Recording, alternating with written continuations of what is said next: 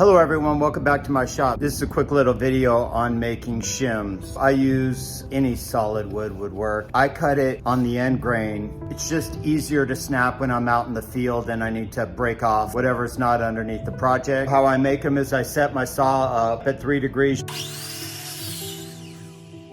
Now I'll flip the board over. Line up this point with the saw blade. You have a nice little shim. And since it's on the end grain, it's easy to snap underneath your pieces. You don't have to get cutting tool to cut them.